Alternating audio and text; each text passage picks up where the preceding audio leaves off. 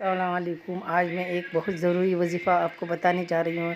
जो माँ बाप बच्चों की पढ़ाई से परेशान हो जाते हैं, बच्चे जब पढ़ते हैं तो उनके ध्यान में नहीं रहता, उनके ध्यान से बिल्कुल भी निकल जाता है, दिमाग से कमज़ोर होते हैं, पढ़ाई में दिल नहीं लगता। तो इनके लिए मैं एक बहुत ही ख़ास वजीफ़ा लेकर आई हूँ।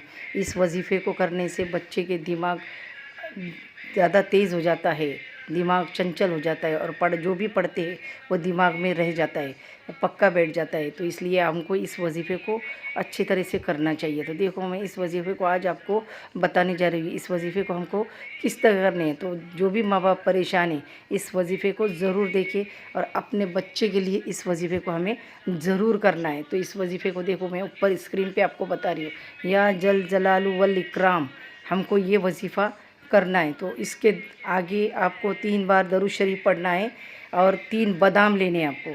3 बादाम के ऊपर आपको 3 मरतबा दरूद शरीफ पढ़ना है।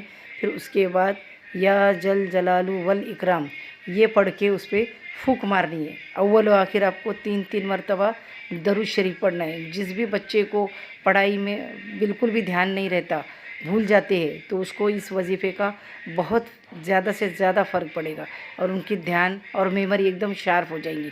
तो इस वजीफ़े को ज़रूर आज़माना और इसको करके देखना। तो देखो किस तरह से इस वजीफ़े को करना है। हमें 3 बादाम लेना है, अव्वल आखिर आपको मैंने बता दिया, दरूद शरीफ पढ़ना है।